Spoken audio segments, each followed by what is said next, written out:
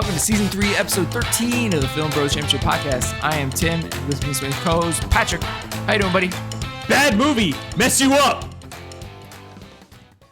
This is not good. Yeah. Avoid. It's not ideal. It's not a comedy. Ideal. I mean, it's trying to be. Is it? You know what? To be honest, I feel like it's trying a little bit more than some movies like that we've done. Like, I think it's trying more than, like, let's say The Promotion, which is like, where were we going with the humor? I actually laughed during The Promotion. I can't say that for this one. There was one time I legitly laughed. I can't wait to hear it. Yeah, there was other times that it more got like a slight smirk, if anything. That's about the highest praise I can give. And that's about it. Like, yeah. We're going to be nitpicking in this episode on how bad it is, but I think we can agree it's not good. No, Tim and I are going to cover 4 darkish comedies in this season.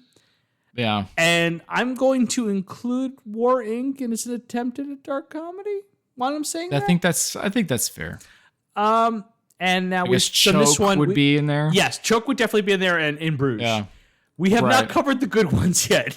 Yeah. Because this movie sucks. I'm sorry. Hey, there's so much talent here. Let me ask you a question right off the top of that. Let me ask you before we get into the movie. Sure. Is Robert De Niro funny? Ever? I mean, it's Meet the Parents. Right, but is he actually the one that's funny in that movie? Or is it reaction to Ben it's people Stiller playing off of him. Yeah, yes, that's what I'm saying. I think it's a good point. Robert De Niro is an amazing actor. And there's always this argument, who's the better actor of the generation, is it De Niro or Pacino? I am of the Pacino side because Pacino can literally do anything.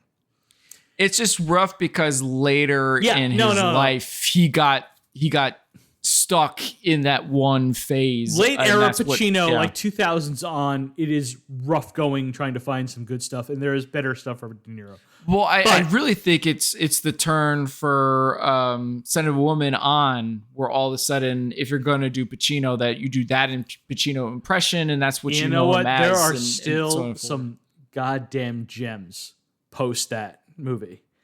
Yeah. But I agree. And I like just absolutely great performances. And honestly, Pacino from the 70s on literally can do any genre. Fantastic actor. I agree, yeah. De Niro, another fantastic actor, cannot be funny. He doesn't know how to do it. But when he works, like you said with Meet the Parents, it's as being the straight man and people bouncing off of him and being intimidated by him, and that is funny. Yes. That doesn't happen here. He's supposed to be the one carrying the comedy, and he can't do it. This isn't his thing. Like, it's weird though, because at the same time, it's like, what are they're not going for like jokes? No, if that makes any sense. Yeah, you know, like it's supposed to be real dry. Finding humor in things, but it's just there's way too many things that miss the mark. Oh boy, are there. And it's just like, that's, well, the funny thing is that he did a movie in the 90s called Wag the Dog. Great movie, also directed by Barry Levinson, also about satire of Hollywood and producing movies. Right. In that movie, he is playing the straight man, the CIA guy, bouncing off of a comedic performance, which is charming and perfect, by Dustin Hoffman. Yeah. I mean, kind of even... Hoffman is very funny in that movie, and De Niro is the straight guy bouncing off of him. What's the thing where he's taking him across country? I think he came out in the 90s. Who's he? Who's the he in this? De Niro. That's the 80s you're talking about. 80s, sorry. You know what I'm talking about. Yeah. Where he's got to take him from point A to point B, and I'm Apologies to Alan Sepinwall. You got me. I've been drinking because I have to talk about this movie, and I'm not happy about it. God, it's a great movie. It's a great movie, and he's got some Charles Grodin is the funny part, and he's not actually funny. Right, but it's kind of similar, and it works there again. Midnight Run. Thank you. God damn it! I'm sorry to everyone. Midnight Run. So it's Midnight another Run, comedic movie that works. It's a great movie because he plays the straight man, and Charles Grodin is hilarious. So yeah, I guess it's kind of one of those things where maybe it's not his fault. He should not have been casted in this role. No. And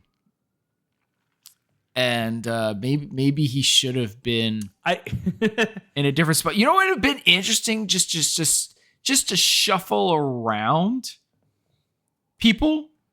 actors in this movie. We should talk about what the movie is first. I'm sorry. Yeah, I guess I'm just curious. Like, could you shuffle around him or Tucci or Willis and shuffle them around to where this movie does fit better? But I don't know if that's enough because I don't think the direction was there or the writing or something. Because again, there's way too many things that miss the mark. I think it's the writing first off. But yeah. So this is What Just Happened is what we watched.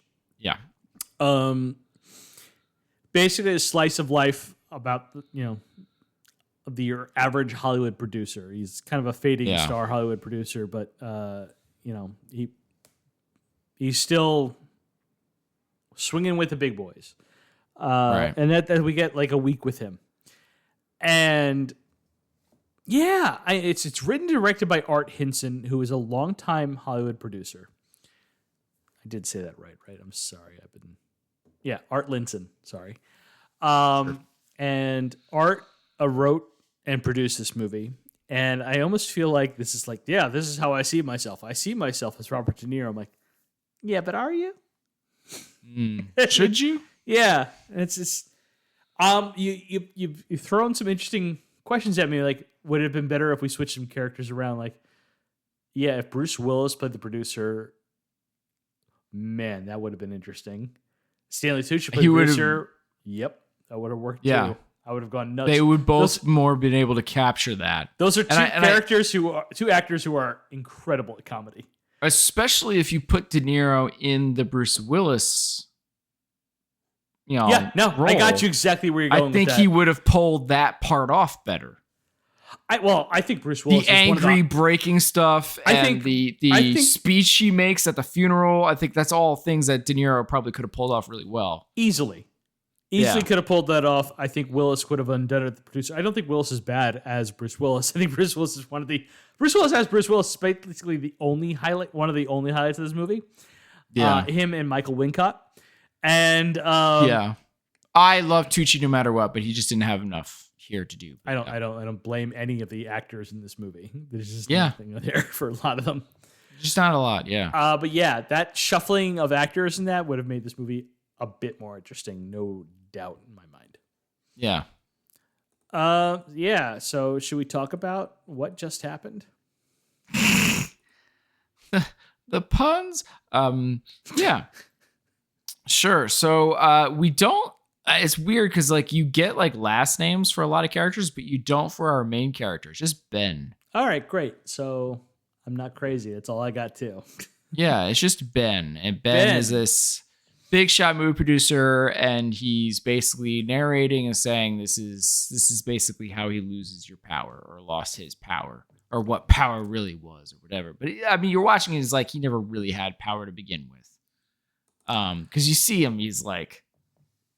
He's not making, or maybe he's already lost it, and this is just like Hollywood figuring out you lost it. I don't know, because he clearly, throughout almost every step of the way, he's not quite getting and making things happen. He's big enough that he is considered for, was it Vogue? It was some magazine. I don't remember. Yeah, one of them. That's the start of it, but then you see at the end when it comes back to the end. But he's one of the top 30 producers in Hollywood. Things are not on the. He's not at his high point in his career. That's for sure. Right. He is twice divorced. Both of his wives live in much nicer homes than he does. Yeah, he's like in an apartment. Yeah, really shitty, like all wood panel apartment. Which I was really fairly moved into at first. Yeah, because things are still like plastic wrapped or whatever, but he still has like a cappuccino maker and some nice stuff in it. But like at first you're like, wait, how is a movie producer living here? But then you're like, oh, okay, so maybe him and his wife are separated. But then you see he's going to the next house to pick up the next kid to school, and you're like, and that's like an even bigger house. And you're like, oh, okay, now things are starting to make a little more sense. Right, yeah. Last divorce was only 2 years ago, but he still wants to work things out. At the very least, keep sleeping with his ex. Yeah. And the pressures and pleasures of his job keep him in a constant state of putting out fires, so he never has time enough to take care of his personal life. Yeah. So yeah, that's the character. I mean, yeah, I don't have a lot more to say about him. Ben sometimes listens to movie scores while driving, which actually only one time that we see in this movie, which I kind of dig. They show it throughout. They keep showing what's on his car. Every time he's in the car, they show. Oh, really? Yeah, and I'm pretty sure it's always the same movie too.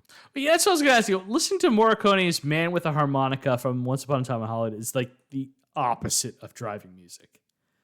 Just like, no. That was one of the times that kind of made me. It's like very beginning of the movie, like, yeah. Once Upon a Time in Hollywood? That's not the Morricone theme I would want to listen to while driving. Yeah, it did make me smirk though. Did it? It did. Do you listen to driving like scores while you're like driving ever? Okay, so there are. Yeah, let's get personal. So on no, not typically. I will not, but there have been times where, like, I'm feeling myself, and I'm gonna either play. I feel like back in the day it was that punk cover of Speed Racer that I like to play when I was driving fast on like a highway. But then later on it was freaking Dark Knight score sometimes. Ooh, you know, okay. Like, and it was just, it was like, yeah. I feel you on this. I'm still Danny Elfman all the way. Oh, totally. Yeah. But I will say I've been like jamming to the Craig Armstrong's Escape from Plunkett McLean. Oh, yeah. It was like famous for movie trailers forever. Yeah, exactly. It was like, I'm feeling dun dun. Yeah, exactly. I'm like feeling it. But that I will listen to a lot. I will like absolutely jam to God, what's the my coworker next to me, so we do semesters. So twice a year he has the students watch Glory. And Glory's a great one. Every time when they're storming the fort, when that song kicks in, I just so depressing, hope I'm teaching though, because it's such an awesome epic, and there's another one that's going to be used in like movie trailers for years to come. Like I think Lord of the Rings used it as a in a trailer once too. Like it's just trailer that's the one I'm like, damn it, I'm trying to remember the damn name of the. No, it's not Lord of the Rings, but yeah, I hear what you're saying. I thought it was in Lord of the Rings at one point, not in the movie, but in a trailer. I thought. That's like literally the one I'm trying to remember. And then Requiem for a Dream had one too. That's the Requiem for the Dream is the name I was trying to remember. So I'm trying to remember who did the score for that. Okay. And it was Lux Eterna by Clint Mansell. Right. Who is... Right, yeah. Yeah. Does an incredible theme. And it was like a slowed down version for the Lord of the Rings trailer. For... Twin Towers from. And I got a coworker that throws. That's down. one I will absolutely throw down to that. I have a coworker that loves listening to soundtracks, but not like this. This is weird. Oh, because we're nerds, and I'm a bigger Superman nerd than you. Yeah, we separate in the superheroes and which ones we lean towards. But sure. Superman's a special one for me because that's how I got into the superheroes. Well, John Williams is epic. Well, not.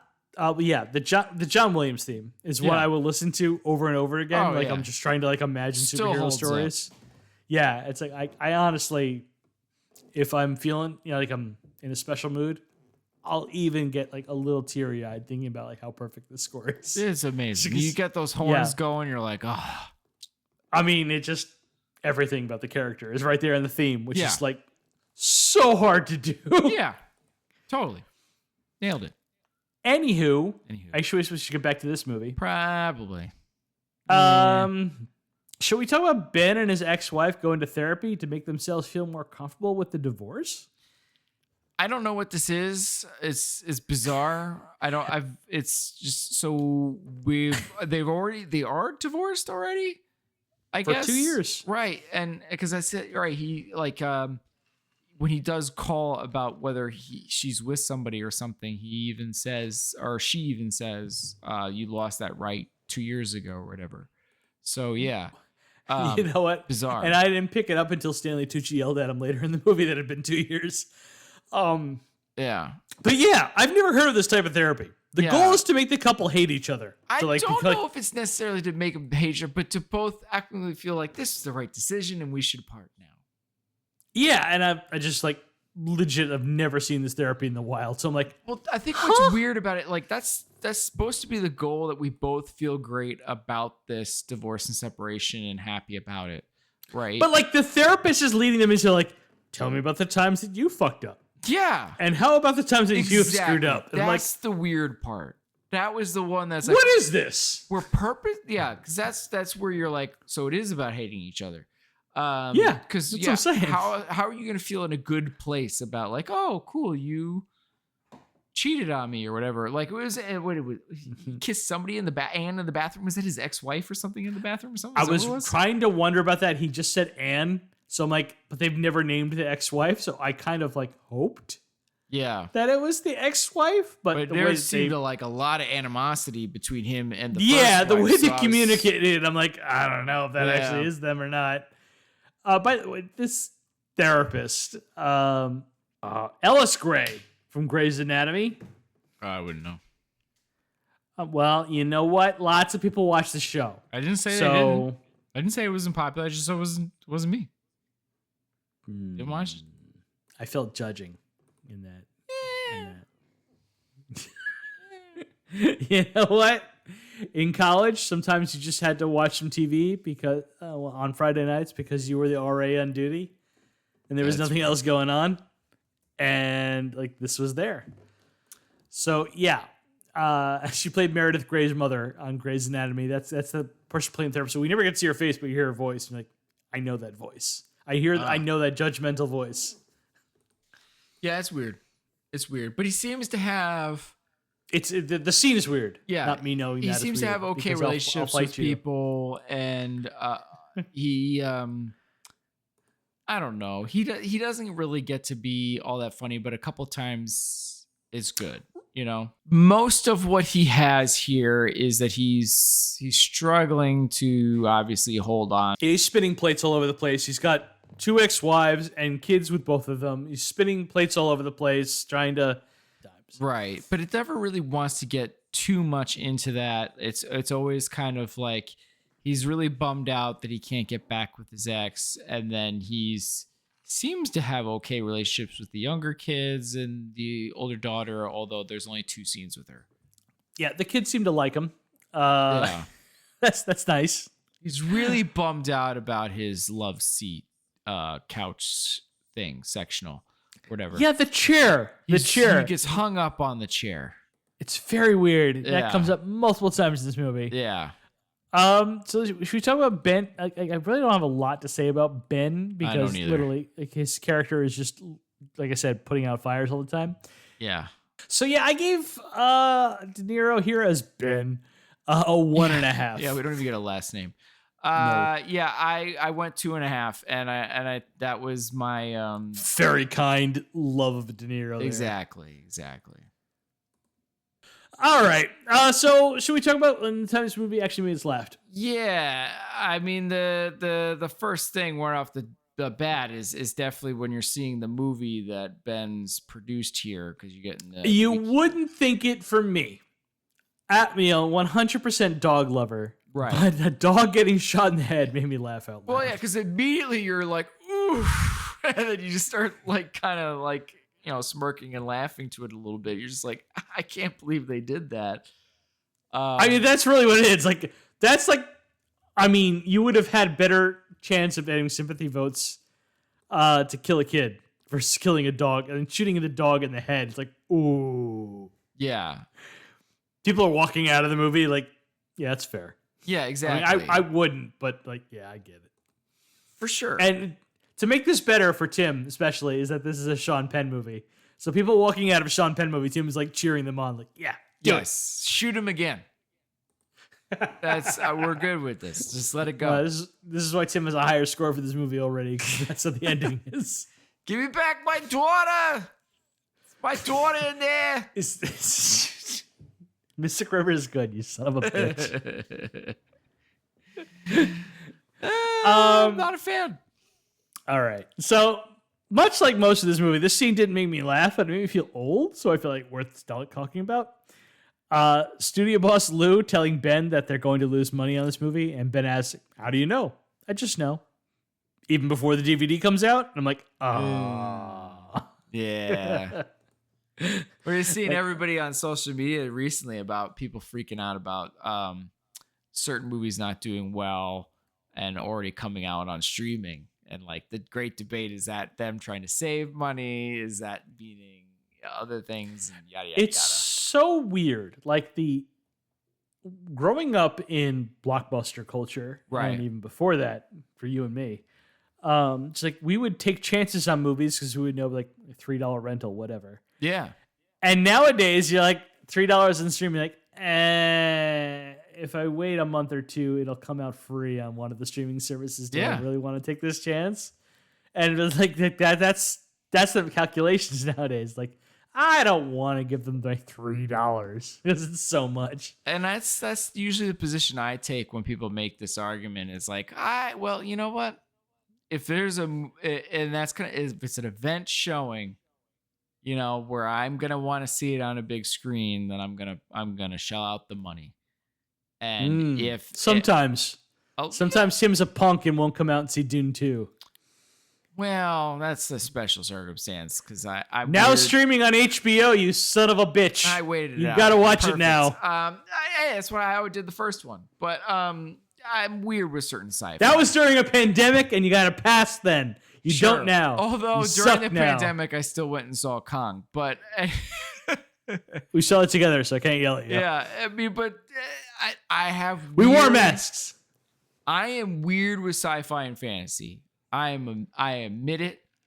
There are certain things with sci-fi and fantasy that I'm going to be there for it, and there are certain things I'm kind of like, And Dune is just one of those things. And not to say that I didn't enjoy it. I thought the first one was fine. I was okay. Are there laser swords or phasers? No, I'm out. That's Tim.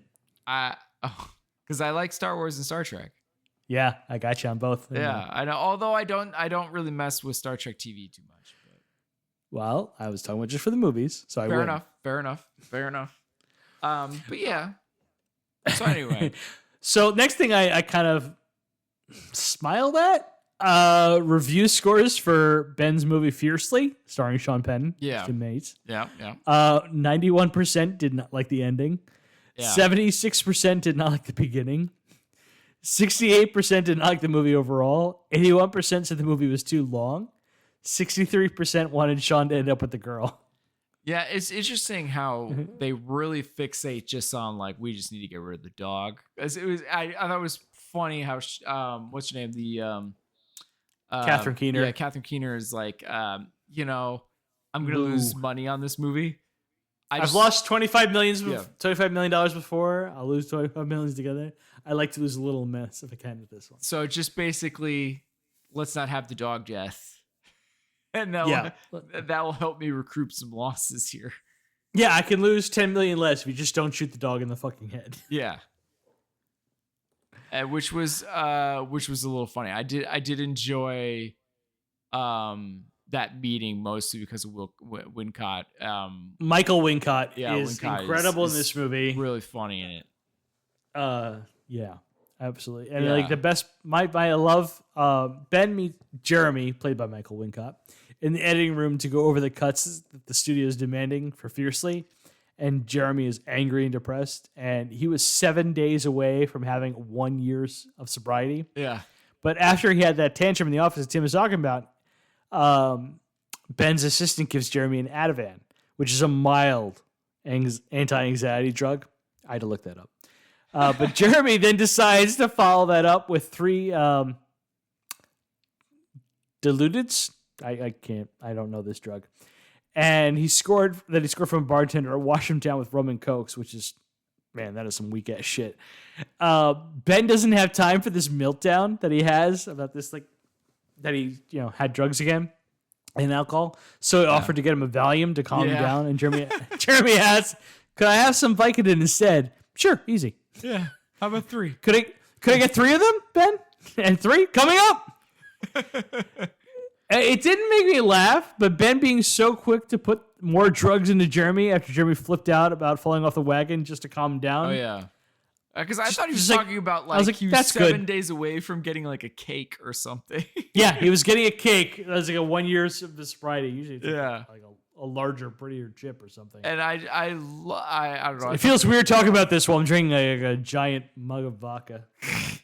Yeah, the whole interaction there was funny, how they were just cool with upping up the insane amount of drugs, but then seeing his complete meltdown too, and how she was so cold in that. I enjoyed the scene, but it didn't exactly bring the humor either at the same time. So no, it's nothing really particularly funny about it. Tim and I are giant Michael Wincott fans. Yeah. Too. I mean, like, sure. You're talking to like number 1 and number 2 for Robin Hood, Prince of Thieves. A spoon, cousin. A scene we talk about way more often than it really deserves. Maybe. I mean, if we were to like I guess Three Musketeers would be number 2, and then like I don't know. I'm a bigger fan. You're gonna Crow? I'm a bigger Crow fan than you. Yeah. Yeah, everyone's a bigger Crow fan than me. I know you're not a Crow fan, but he's great in that. But then, like, my guy, like, kind of disappears. He does, like, like the Count of Monte Cristo for, like, that one bit as, like, the jailer. And, like, oh, Michael Wincott's back being a bad guy. We like this. But how and, like, amazing was that summer of Nope. Oh, Michael. Like, yes! You should have seen.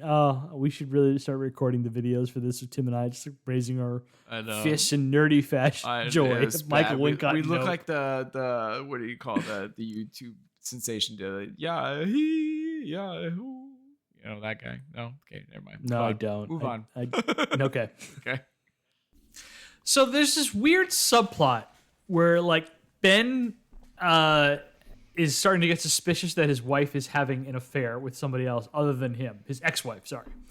Right. And it's because he discovers a men's sock under her bed. Okay.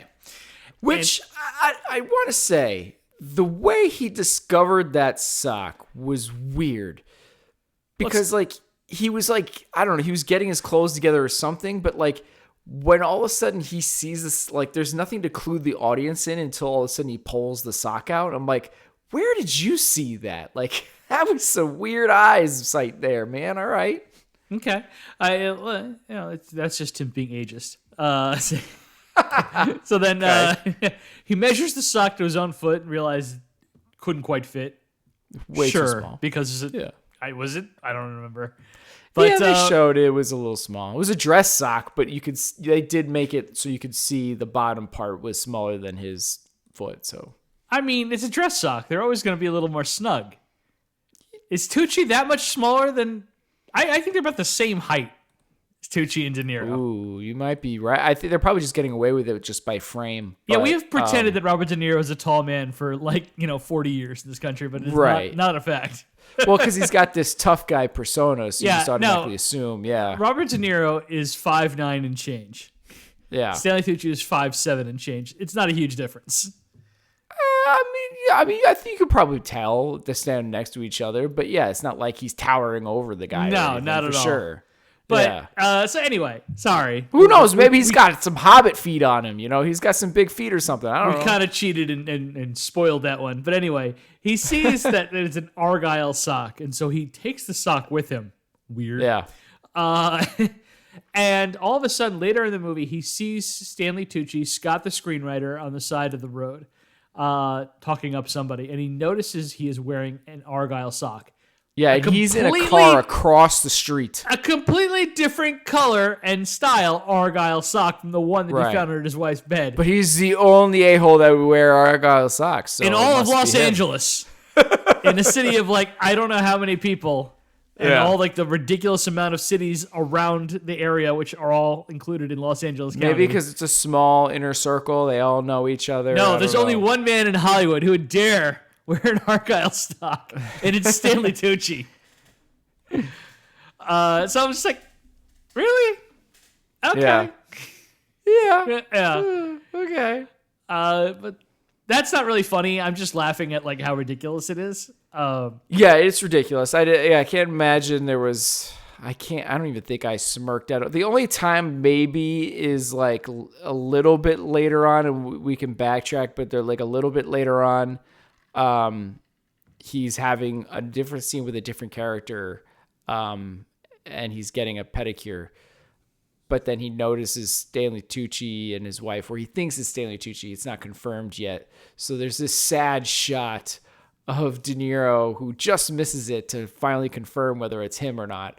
But he just misses it, and he's just completely barefoot in the middle of on the sidewalk of the street, just like sad he missed it. That to confirm whether it's Tucci, that made me. I don't know if it's a full-on smirk, but maybe it was close.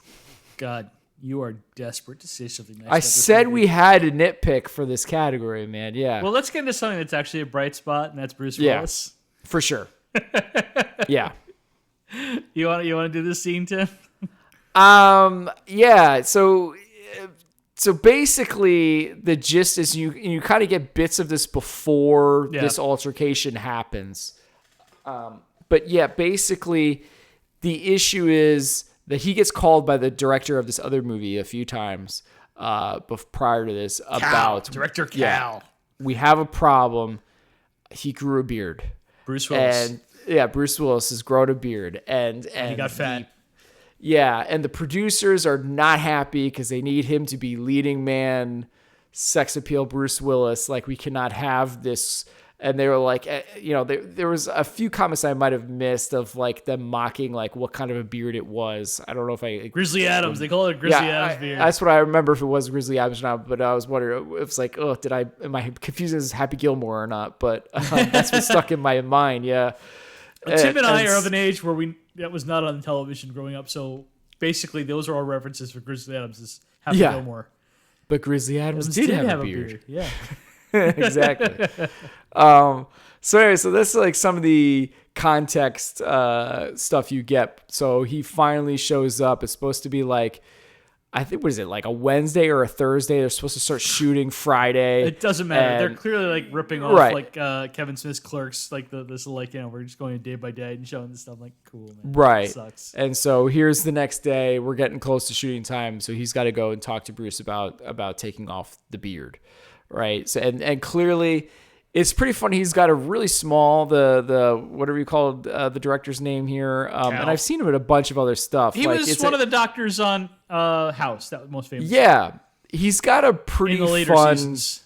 Back and forth with De Niro here, where they're both clearly scared to confront and tell Bruce. And basically, as soon as they start telling Bruce about needing to get rid of the beard, he just starts going off about artistic integrity, and he starts throwing things. They're in like the costume room, and Bruce Willis is just tossing and destroying everything in the room. Anything in sight, he's going for and cursing up a goddamn storm. Yeah. By the way, you want to talk about really height difference? Here's a real noticeable one: is Bruce Willis versus these two, because like Bruce Willis is an even 6 foot. You got De Niro, who is 5'9", and the guy playing Cal, Peter Jacobson. He's pretty short, right? Yeah, he is not a tall man. I'm coming up with it right now. He's 5'5" and a half. So Bruce looks like a giant in this scene. Yeah. Well, and I have to especially say, with his big ass beard and his big belly that he's playing. And I like this is like one of the moments where I actually do like De Niro in this moment. I actually agree with this. Yeah. Yeah, because there's a moment where De Niro all of a sudden, or Ben, should I say, right? He just works up the courage to finally like chirp back. at Bruce Willis. And so he starts to raise his voice back at him. And then Bruce Willis immediately just starts like doing this fast-paced walk, like not a run, but like just this really quick thing right at him. And immediately De Niro just quivers and like kind of goes back and hunches over. Yeah, when De Niro's trying to go big in this scene, like the camera is tilted like down a little bit towards De Niro, like it's definitely higher than what he is, and he puts his arm up like in Bruce's direction, like it's higher, and so when Bruce comes like fast walking in, and like and he gets even smaller against like this glass room. It's really noticeable how small he gets. Oh, it's about pussy? It's about pussy, Ben? Yeah. and it's like, great. He becomes small bean. I thought that was because you really felt in that moment that, he overplayed his hand there, and he's really just this kind of a wimpy dude next to Bruce Willis. Like, and there's not that big of a height difference, but the way they did that moment was really good. Willis looks like a giant in comparison. Yeah. And then he continues to go and flip tables and chairs and scream and curse. And I love the banter again between De Niro and the director going like, somehow I don't think he expects to shave. And then they go, I don't think the beard is that bad anyway. I got it. The director's like, in a very early draft, the script mentioned him having a beard. I guess we don't have much of a choice. Beard's not so bad anyway. Maybe it's not so bad. Yeah. Yeah, no, like this is like one of those like times like, oh, De Niro knew how to be funny here. This is okay. Look at this. Yeah. This worked. This moment worked. Yeah, it's like this and that drug scene where he's talking to Wincott, and they're like, right, oh, hey, exactly. When he's quick, it's good. If there was enough more of this, it may be something, but there's like almost nothing after that, because I think the next thing I have this down, but I didn't even really want to talk about it, is the conversation with the agent who's having stomach ulcer type issues. Thank you. I'm glad you brought this up. It's not funny, and they're really pushing it. Is it supposed to be? Because that was my question. That's all I'm watching it. I'm like, I think they meant that to be funny. So Ben is having a conversation with Bruce Willis's agent, played by John Turturro. I think his character name is Dick. And the entire who's an amazing actor, by the way. I mean, John Turturro is impeachable as an actor. Don't want to say anything negative here, but this was basically just bad. Everybody in this movie is an impeachable great actor, been in many great things, but like this movie's not good. This I think is the worst one though, out of all of it. Like I don't know what, like he was really not given anything to do. I don't know. Like it's This moment's really bad. Maybe a little bit when they're getting pedicures is like his best maybe moment. And I'll come to that later, but this was just rough.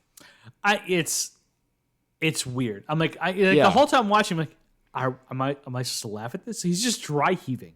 Apparently, he's got some nervous condition where he dry heaves. And I'm like, well, he's off medicine, and now he's got some issues, and now it hurts. But I'm looking to like something to my left, to my right, as if there's anybody sitting in the living room next to me while watching. It's like, are you seeing this? Is this supposed to be funny? What am I doing here? Yeah. Is there like, I don't know, maybe he was not the right person for this, or maybe they made him too serious for this moment? No. John Turturro has a great history of being a very funny man. I know. This is what just I don't not understand. Funny.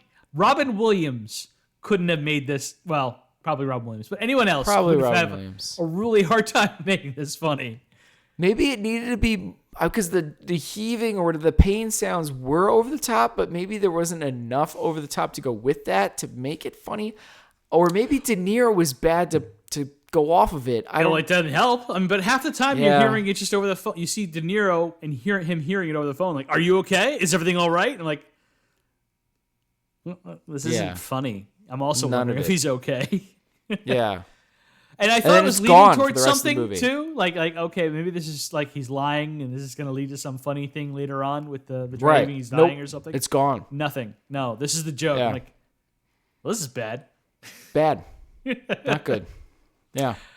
The next bit I have is Ben is moved nearly to tears by the new cut of the Fiercely movie that Jeremy came up with. Oh, yeah. The dog is no longer shot and instead comes over to lick and comfort Sean Penn as he lay dying. Ben asks how he did this, and Jim reveals just an insane amount of happy pills that he's been taking like 3 times a day. I mean, it's like a comical amount of pills that he reveals. Right. That and like there was all these outtakes or something that he Well, had. yeah, that's how he had the shots from these outtakes. Right. So the dog but was that's how he control, got the motivation to the do motivation it was all these pills. Yeah. Yeah. And like Ben is just like, I'm so happy. Yeah. I did there was another I guess it was a meeting he was I think he had this earlier after the screening in the beginning of the movie. He was kind of like talking to one of the guys being like, oh, where'd he get his money? And he got from dry cleaning or whatever. Yeah. Right. And then he meets with more people for funding with the same guy or whatever. And then they were like, where did he get his money? And it's like something else ridiculous. I couldn't remember what the other one. Yeah. Yeah, it was something weird. And then he's like talking, was like, oh yeah, you know who'd be really good in the movie? Don Johnson. I was having dinner with him, and this is like before Don Johnson started to make some kind of a he was suggesting Sylvester Stallone and Don Johnson star in a new movie that they were talking about. Like, fascinating. Which I thought was interesting a moment, but then like his assistant calls him or something about Bruce Willis, and then he's like, Bruce wanted to tell me to tell you to fuck off, and that I kind of chuckled at. Okay. I don't know, just the idea of that was funny to me, man, but okay. Bless you. I'm glad you found something to enjoy. I don't have another thing until the funeral, so that's where I'm at. Yep. Yep. Okay. Once again, Bruce Willis, my shining light in this movie. Yep. He has Bruce Willis is at this funeral for this agent that killed himself. And it was a weird thing. I guess it was supposed to be an ongoing joke in this movie that was never funny about him, because in the beginning of the movie they show like a newspaper thing about him committing suicide, and there's like every time he runs into somebody it's brought up. And I'm like, where's the payoff here? I'm not getting it, but they keep bringing it back like it's supposed to be this ongoing joke. No, if it was supposed to be funny, I never got it either. Yeah, but that almost seems like another thing where it seems like I think they think this is funny. I think you're right. Like they think they're doing Curb Your Enthusiasm, like, right? No, and that's almost what you needed, and I think that's what you needed too, especially with the interaction with De Niro and his daughter for the second scene together. It felt like if this was a Larry David moment with him discovering his daughter was sleeping with this dude, then with Larry David, this would have been hilarious. Well, Larry David is actually funny versus Robert De Niro. But yeah, with De Niro and everything, it's like none of this is landing. Like, this is just not good. Like, I feel like that there was something here that would have been really funny. With this discovery that his 17-year-old daughter was having an affair with this adult man who committed suicide or whatever. Like, there's something there that could have been really good, but it just didn't work with De Niro at all. No, it comes off as dramatic and just like awkward and like. Yeah. But it should have been like a Larry David-esque thing. Yeah. I mean, the problem with having Robert De Niro in this role is that we've said so many problems with it. Is like De Niro, well, besides him not really being great at comedy, is that Robert De Niro is just inherently cool. Yeah. And so when you have him playing a character who is just not cool, it's just like it's just weird. It's like, no, this feels off. Yeah, it's hard. And I feel this way about any time De Niro's ever done this. Like, even in Casino, I'm like, I don't like De Niro in this role. People love Casino, and I never got into it myself. Yeah.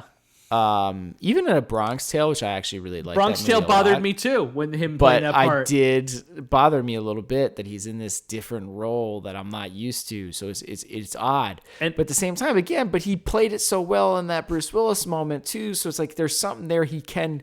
Because like in Silver Linings Playbook, he actually is funny and a loser. I don't know if it's something skill he's gained in age, but like, for instance, Pacino has played losers in the past. I mean, Donnie Brasco, no problem, he can do this. Yeah. I hate to do this, so to pit two actors against each other as like it's a sports team, but I'm just saying like that's right. It's not, De Niro is an amazing actor, not impeccable resume, but impeccable talent. This wasn't not a strong suit. It's not, and it's amazing because again, like I think like to go back to what we talked about earlier, if Bruce Willis was in that part doing that, or if Tucci was in that part doing that, it probably would have been amazing. We've seen Willis. We've seen it earlier in a different season. Bruce Willis playing a loser, and it's funny watching Bruce do this. Right. Because it's one of those. It's almost kind of the thing where I'm almost burying myself here, but like there is a thing that people have with me where they think it's funny when I'm angry. It is. And when things are not going well for me, that it's funny. Okay, no. And nothing angers me more about that, but it's a thing. And I'm like, I'm like, okay. And I'm thinking about it with this De Niro thing. I'm like, he's the opposite. He doesn't have that. The inherent comedy of Timothy Callahan is when he's mildly inconvenienced. It can't be a serious thing, but when he's mildly inconvenienced and he looks like his world is ending, it's the funniest goddamn thing in the world. Like, the movie theater does not have any more cookie dough bites. And he's got this Charlie Brown sad look on his face, and it's the funniest fucking thing you've ever seen in your life. That's where Tim's at his best. Like, I don't want to see any general harm come to my brother, but, like...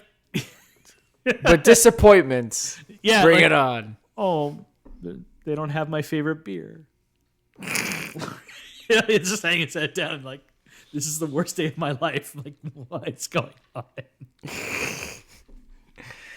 But the point is, De Niro doesn't have that. There's just something innate about his being that he does not have that. And he seems to be constantly his characters put in the situation where that someone needs to have that to pull this off, and he doesn't have that. Yeah.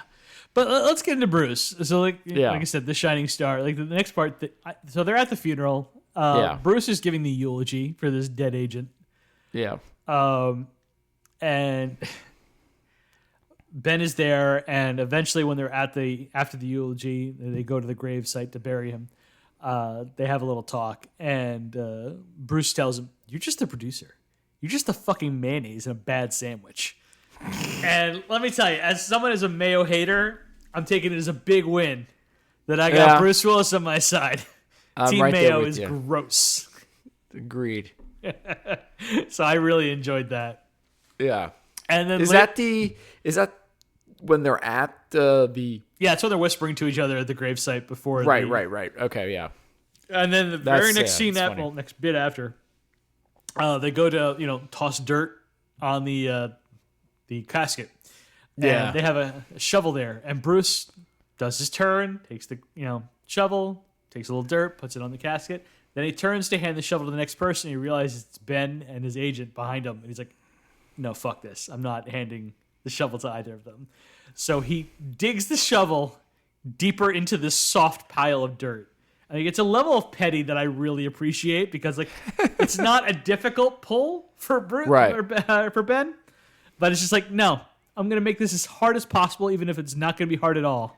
I'm gonna because he might not look it because he's in pretty decent shape because you see him in nothing but boxer shorts at some point in this movie, and it's like, you know what, the dude's in decent shape for his age. Abe Vigoda on his deathbed could have pulled the shovel out of the soft dirt. I just want to give him some credit. The dude's in pretty good shape. I was shocked. I've never thought in my life that I'd watch half naked Robert De Niro doing yoga. Right? The 65 or whatever year old Robert De Niro looked great in his underwear for this. But I'm just saying, it was just like a level of petty that I really appreciated from Bruce. Yeah. So Ben pulls it out. I'm guessing he thought it was going to be harder to pull out than it actually was. And I guess he pulls the shovel out, and he pulls it out too fast, too hard, and he ends up elbowing Agent Dick in the stomach behind him. I thought it was he got the back end of the shovel to the groin. Was that? I thought he just elbowed him in the. But either way, He gets him in the back. One of us might be misremembering, but I could have sworn it was a back of the shovel into his groin, and because I thought that's what he grabbed, and he keels over into the casket. It happens fast, but yeah. John Turturro falls into the open grave in the casket. I'm like, oh, this is obviously comedic. Look at this. This is what I was saying in the beginning. This is the point where I actually audibly laughed. Right? Yeah. I'm like, this is a good bit. I'm like, comedy. Yes. Oh my god. Again, it's like almost they had like a little bit of Larry David come out in this moment. Like this, that seemed like something that would happen in a Larry David episode. And then everybody staring at Larry, and that's how the episode ended. I feel like Randy Quaid at the end of like Major League 2, where he sees like Rick Vaughn is thrown on the glasses. Oh my god! Oh my god! Oh my god! He's like, his faith in humanity is restored. Yeah. We're gonna win or whatever. Yeah, then he like turns it around. What a good movie. Underrated. Underrated movie. Underrated. Yeah, I was listening to Simmons. He was trashing it. He's wrong. Well, he wasn't exactly trashing it. He said he was going over like worst sports movie endings of all time, and it was like a top 10 list or whatever. And he Hoosiers, wrong team won. I hate Hoosiers. I don't understand people's love of Hoosiers. But yeah, he put Major League 2 on his list of worst endings because it was like the same movie or whatever. I was like, oh, no, you're wrong. All sequels are the same movie. But that's true. To be fair, it's like innate of its nature, right? But, yeah. I mean, it wasn't a horrible list. I understood a lot of his list. But that one I was like, what? Okay. Nah. But anyway. I digress. So, yeah, the next thing I have is with Tucci again. All right, go ahead, because the next thing I have is back to Bruce when it's time to shave the beard. So, okay, yeah. I have Tucci, and so he like he's walking with Tucci again, and after the whole funeral thing. And this is where he imagines, which is very obvious right away, that he's imagining like throwing Tucci into the car window like multiple times, like 6 times or something like that, confronting him about sleeping with his wife. And then a smash cuts to that's actually not reality. But then he actually does confront him and just, it says, I don't want to, I don't want nothing to do what, because he's been trying to pitch him this movie throughout or whatever. His new script. Yeah, new script. And so he's like, I don't know about that. And he's like, well, what do you mean? No, but yada, yada, because you slept with my wife, yada, yada, yada. And this is where he's like, you guys were divorced for 2 years. You almost married someone 6 months ago. You were divorced 2 years ago. And then De Niro chirps back at Tucci saying, you were almost married to someone 6 months ago. Was that what it is? No. You had it right the first time. Tucci said that to De Niro. And De Niro had been married almost something. He's like, but you're married. That's what De Niro says to him. Oh, it's yeah. Like, De Niro says, yeah, you're married, but not happy? Yeah. Yeah. That's what it was. Who gives a fuck? I'm unhappy. Is what he says to exactly. him. Yeah. Which I thought all that stuff was pretty funny. And then they kind of almost like squash it. And then they immediately go back to talking about, so this florist movie, right? They're like, then who's attached? Brad Pitt. That's his new news is he strikes up the conversation, Scott, in the funeral. And like De Niro's like, I don't want to deal with you, blah, blah, blah. And he's like, the Brad Pitt reveal comes after at the end. I think it goes before it. And then afterwards, they pick it up again. They're like, so Brad Pitt, huh? And maybe. Okay, yeah. Maybe that's how it goes. I can see it. Brad Pitt all of a sudden he's in on it, and they're like friends again almost. Yeah, exactly. Or whatever. Yeah, and so they moved on pretty quick from everything, and I thought that was a fun moment. I actually wrote up this part in the category, in the next category, but whatever. If you actually laughed at it, that's cool. I thought it was, it's a funny moment, I thought. It is kind of funny, but I have so little to say about this category and the next category. I'm like, I had to spread it around somehow. It was the... the chirping back and forth about being, 6 months ago, but not married but not happy. Who gives a fuck? I'm unhappy. Yeah. The quick turn to Brad Pitt again in the movie again, which I thought that got some chuckle. Mm. Yeah. Nearly everything nearly every time De Niro Ben is funny in this movie is when he's either like his face is like half hidden from the camera and he's like quick talking, or he's like not, his back is to the camera. It's weird. Yeah. So once again, I still have nothing until the shaved moment. So if you got anything.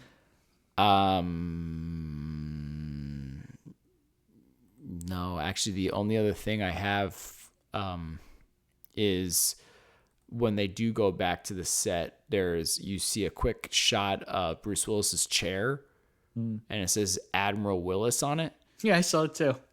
And that got me to chuckle, and then that's literally all I have. I was just like, movie. What is that? Is that the character name? What is this? Yeah, I was really curious. I wanted more to story about that. Yeah, no. But it says his last name too. So it's like, is he playing an admiral in the movie, but he wants his actual name on it too? So I don't know. But I was curious. It amused me. It definitely is something I noted too. I'm like, what? Yeah.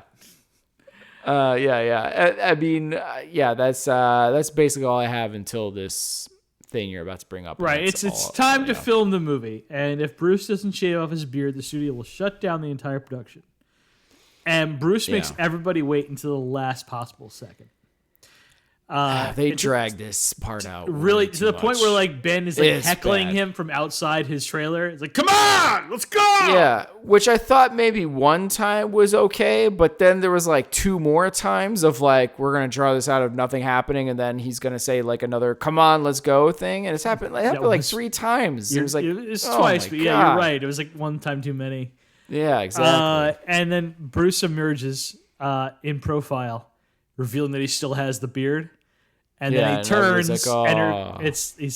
he's shaved half the beard off. He's ready to shave the whole thing off, and he's just screwing with everybody. Once again, just really appreciate Bruce Willis being a petty bitch in this movie. Not that it's actually funny, but I enjoyed it. Yeah, exactly. I mean, if they wanted to be funny, they should have again gone maybe over the top with everybody going like over the top excited or something. You know what I mean? Like, oh my God, because they were doing this whole like bit with the not the producer. What are you talking about? The financier guy that's repping the financiers or whatever is the studio. He's a studio junior. Is it a studio? Okay, I thought it was the he's a studio junior. Exactly, the money. Yeah. But yeah, there was a line about like, oh, I hope he comes out with the beard or something, and then he's like, I was like.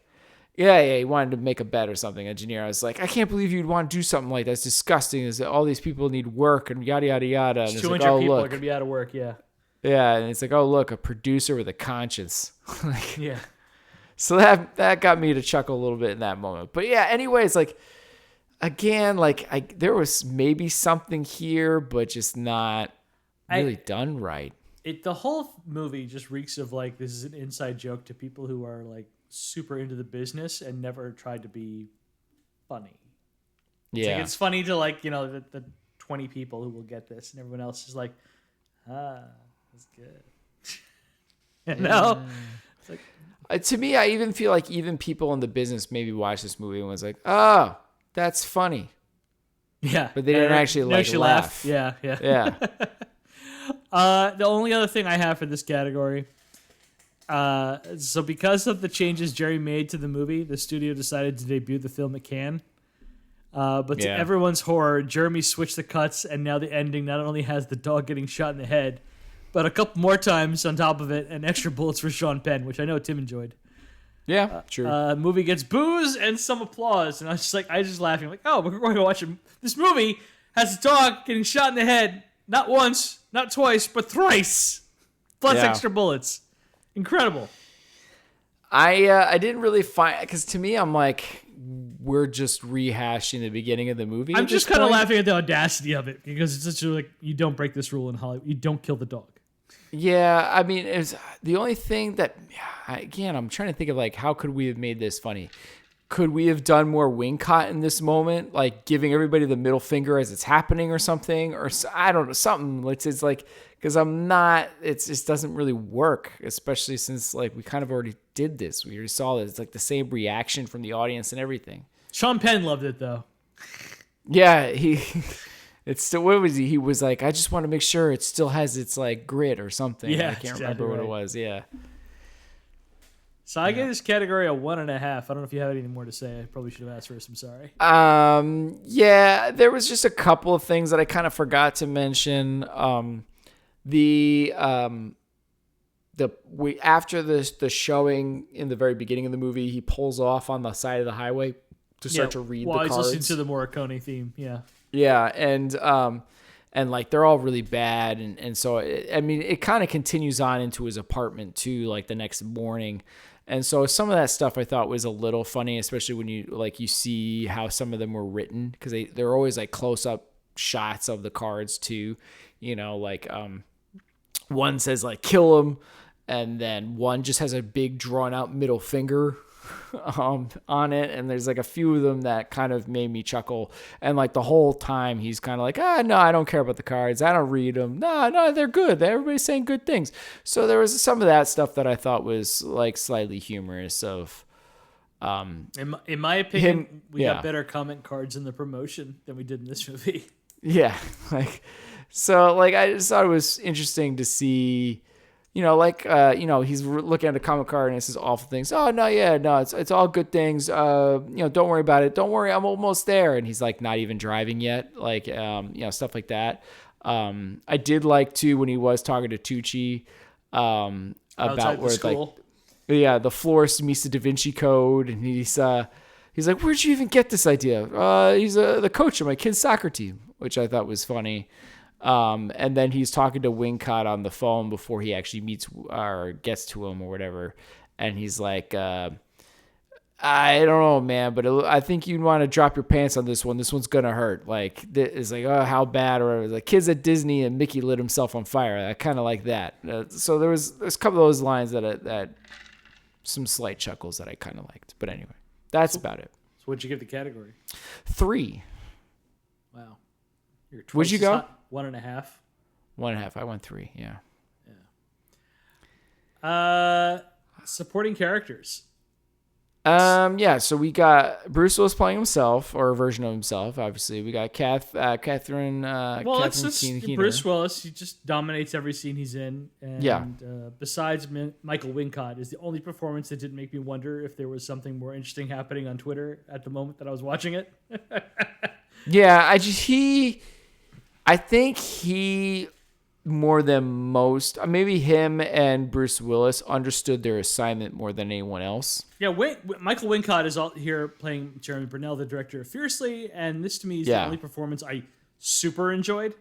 Yeah, I like Bruce's Bruce, but this is really the one that I really had fun with. hamming it up. He's hamming it up. He's going way over the top. Like what he gets told, and I liked. And this was a nice Keener moment too. It was like, does he have Final Cut? No. Okay, so you're gonna do this, and I like that little turn, and then he starts smashing the table, and the candy's going everywhere. Yeah, M&Ms everywhere. Michael Wincott is playing it like a manic Keith Richards, and I just dug it. I had fun with it. I think that's a good pull on that one. Yeah.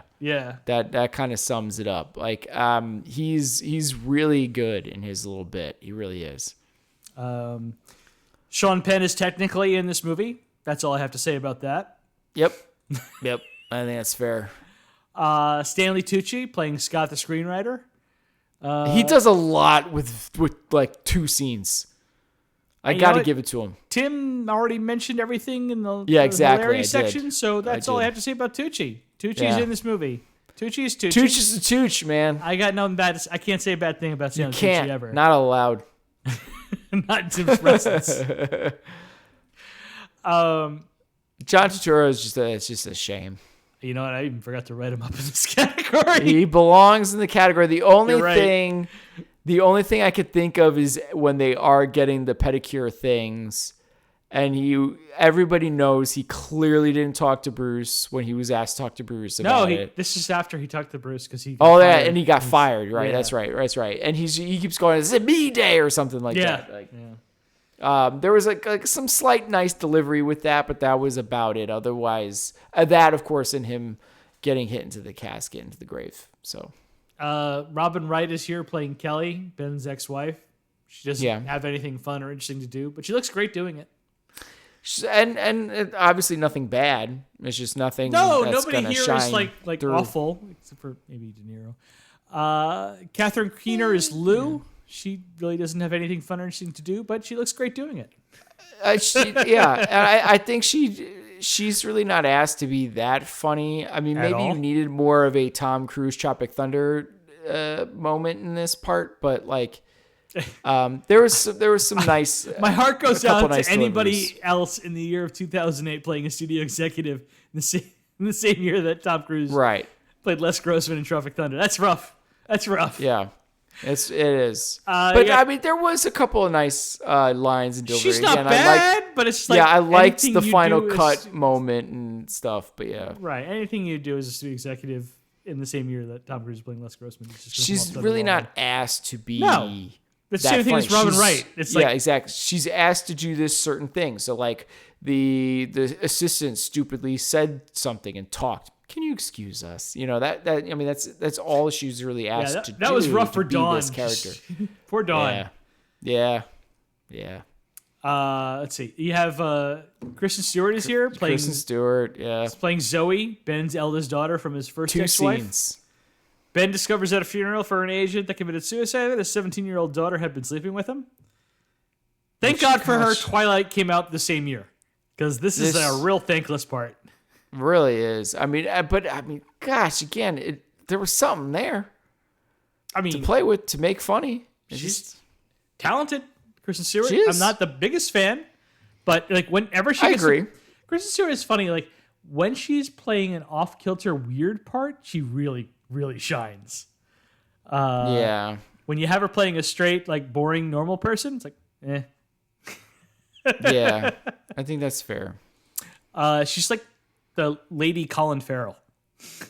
The weirder Oh. they are, the cooler they become as an actor in this. Yeah. I like the comp. I like Thank that. you. I was proud of that too. Yeah. Moon Bloodgood is in this movie. She appears in 2 scenes, and in one of them we see one of her boobs.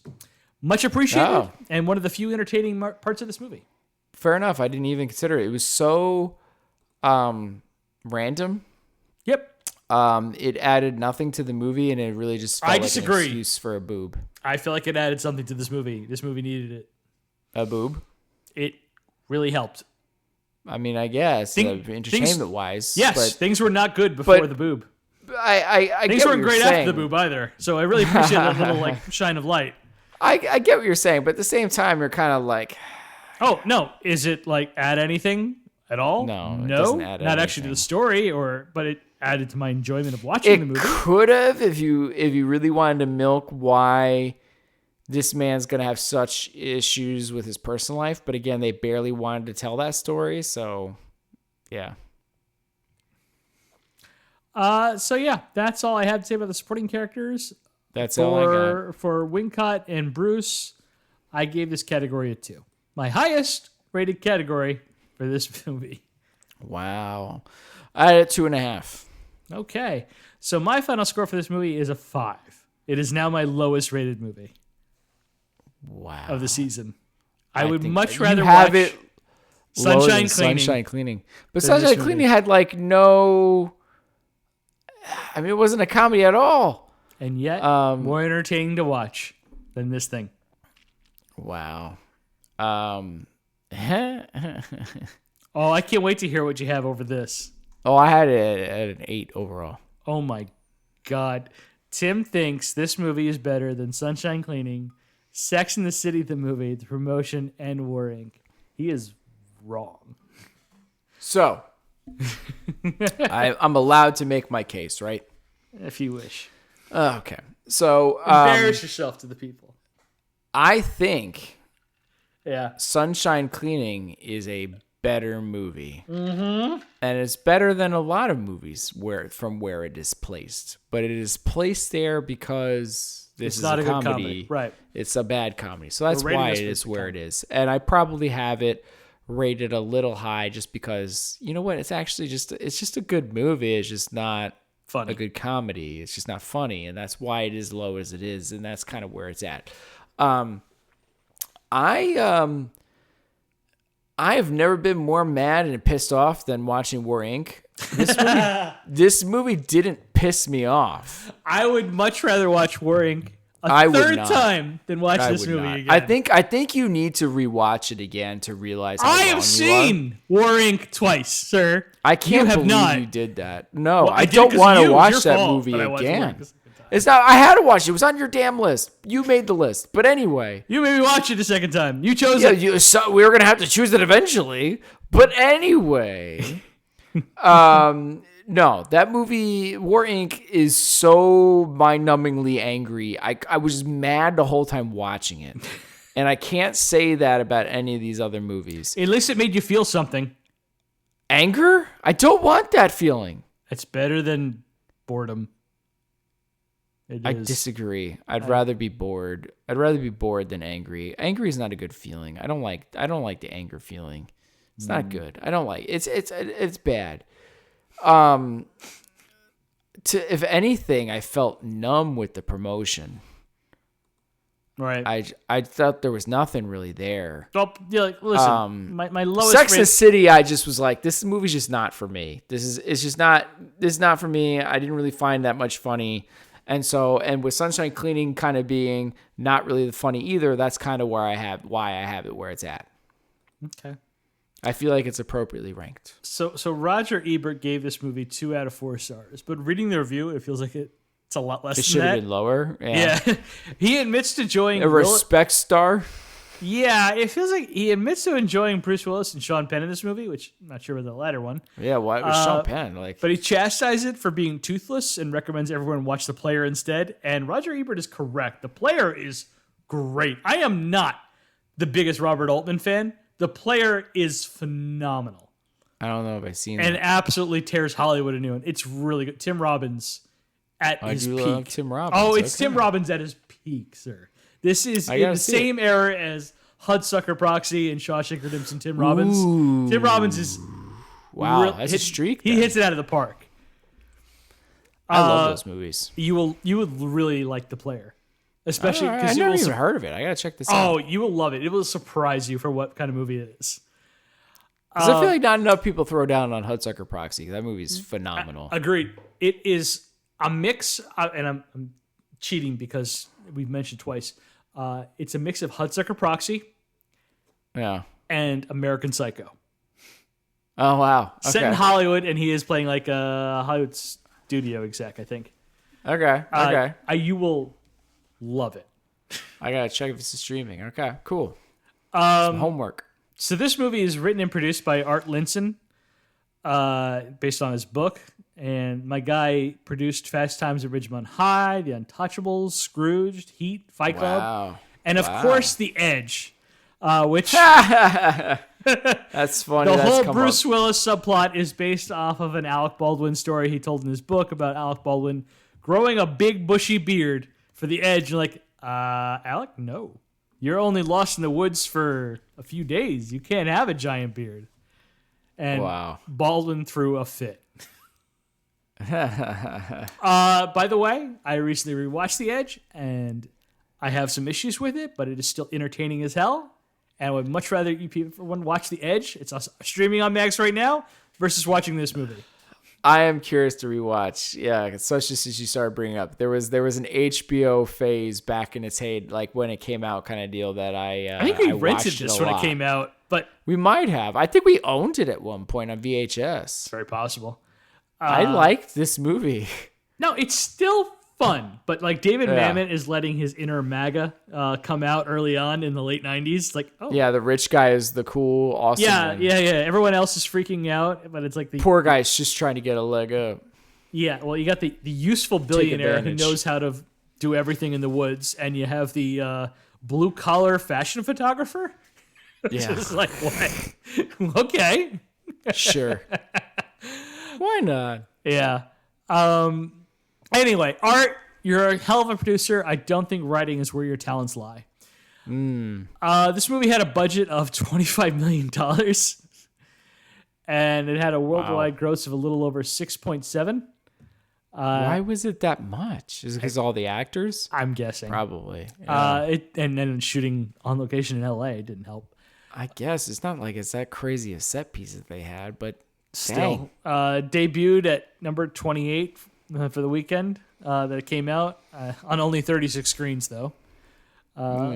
Funny enough, it lost to Righteous Kill in its 22nd week of release when it first came out. Wow. Righteous Kill famously starred Robert De Niro and Al Pacino. Yeah. And this was also the same weekend that Sex Drive came out, that it premiered. Oh, wow. Yeah. So I'm guessing Sex Drive beat it, right? Or Yeah, Sex Drive came out number 9 that week. So that is it for what just happened. Tim, what are we watching next week? Ugh. I've been struggling with this. I really have. It might be a game time decision here. Okay, well, it kind of always is, but all right. Well, no, sometimes I know in advance. I don't know if we need a bounce back enough or not. And that's kind of my I feel like we kind of do, especially with you. Okay, so I'm looking at this, and I think there is at least 2 movies on here that are no, I don't remember about that one. There's at least one movie on here that's really bad. I know for a fact it's really bad. I haven't seen it, but I know it's really bad. So well, I'm worried about Strange Wilderness. I think it's gonna be fun. I don't know. We'll see. Maybe I don't know, and I'm worried about Smart People. Yeah, I remember thinking it's okay. I don't think it's going to be a lot of fun. I'm worried about College. College is the one I'm like, that's going to suck. Yeah, that one looks like it might be right. I'm also not exactly thrilled to revisit Harold and Kumar Escape from Guantanamo Bay. It's not the best sequel. Yeah, and I really dug the first one, but... Yeah, the first one's impeccable. It's like, it's kind of... I feel like we're kind of like at a point where we're almost close to not great to bad movies with really good ones still left. So I don't know if I should take off another bad one in a row. I don't know if that's going to be rough because you've been picking a lot of bad ones lately. I don't know if it's just because of the nature of things. That is hurtful. But I think it's because it's the nature of it. I think it's like we've been doing this thing where we've gone bad and we're like, all right, we need to pick ourselves back up. And I think it's kind of like that's the way it's gone lately. And I think that's why we've gotten in this rut. So I don't know if we just need to do another bad one. Didn't I pick Semi-Pro last time? You did. How dare you? You're right. Well, was this? Yeah, I guess you're right. Okay. Yeah. So I think our last episode was Semi-Pro and Tropic Thunder. We were on a nice roll. Yeah, I did Tropic Thunder. You did Semi-Pro. Yeah. Those are our top 2 rated movies.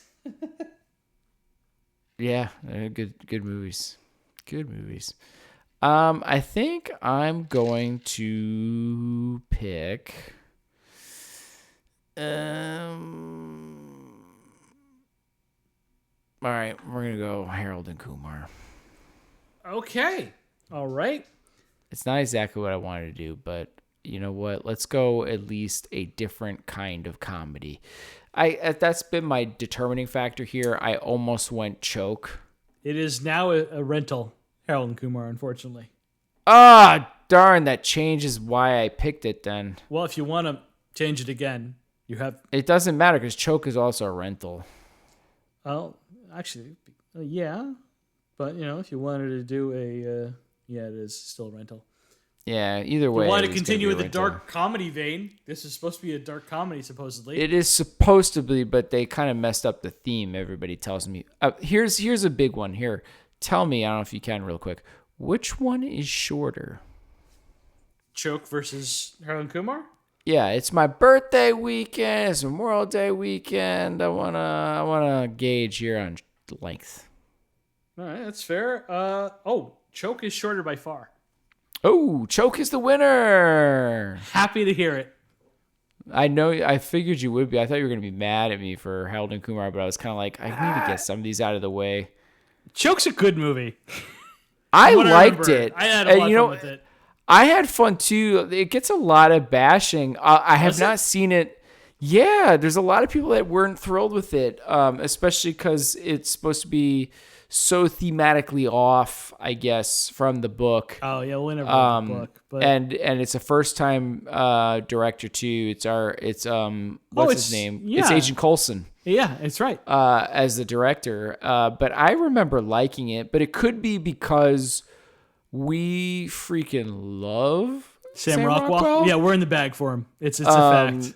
And then like another big star there is Angelica Houston, who doesn't love Angelica Houston. So like it's kind of hard. And then like what's her name in a small bit, from Community, is in it too. So it's like Jillian Jacobs, It's like we're kind of set up to like this movie. So I'm curious on a revisit because I remember renting it a little after it came out and really liking it. So we'll see. I mean, Tim and I have been in the bag for Sam Rockwell. I mean, man, saving grace of Charlie's Angels for me. It's probably Galaxy Quest. Was like this guy's amazing, but he was also like incredible in The Green Mile. But I saw that way later, to be honest, personally. Right, but I didn't see that when it came out. To be fair, honestly, we've been Sam Rockwell heads since we saw Teenage Mutant Ninja Turtles in theater. That's a very good call, but he's got a very small, what was it, menthol or something? I forget what he says. I don't know. He's he's listed as head thug. He's the head thug, and he's showing all the teenagers the hangout, right? And where they're like skateboarding, all these crazy cool things, and then he's like, all I need to know is or whatever, and he like holds up the two different kinds of cigarette cartons or whatever, and I'm like, that like sticks out in my head for some odd reason of like, man, Sam Rockwell. But I probably didn't realize obviously in the moment, but like oddly enough, it was. And I probably should have think of Galaxy Quest first, but and I'm not a big Charlie's Angels remake fan. I like that first movie. He's fun as the villain. But the villain turn, and where the Godzilla music kicks in and he's dancing, and the Sam Rockwell of Sam Rockwell just oozes the heck out in everything that pursues from there on after, and you're like, oh my gosh, I love this dude. Did you ever see Heist? Which one is that one? Is that the one with Stiller? No, Heist is the one with Gene Hackman. It's another David Mamet movie. And he sort of plays like this up-and-coming criminal versus like Gene Hackman's old-time crook. It's a pretty fun movie. What about Matchstick Men? Matchstick Men, incredible. Like Confessions of a Dangerous Mind and Hitchhiker's Guide to the Galaxy. Moon. Great movie. Yeah. I mean, that's fantastic. A really hard movie. He's by himself in that one. Yeah, and he's fantastic. Yeah. And Lord help him, even though Iron Man 2 wasn't very good, but the dude shines. He's a lot of fun. He's a lot of fun in that movie. Wish he brought him back. Bring him back. Justin Hammer. Yeah, do it. Yeah. All right, buddy. Yeah. That is it for us. Please show your support for the podcast by leaving a review on Spotify, Apple Podcasts, Google Play Music, or where you happen to listen to the show. Also, sharing is caring. Be sure to follow us on social media to get the latest show updates. You can contact us by emailing at filmbrochamp@gmail.com or find us by searching for the hashtag FilmBroChamp. Thank you for listening to this episode of the Film Bros Championship Podcast. Peace out, everyone. Rockwell.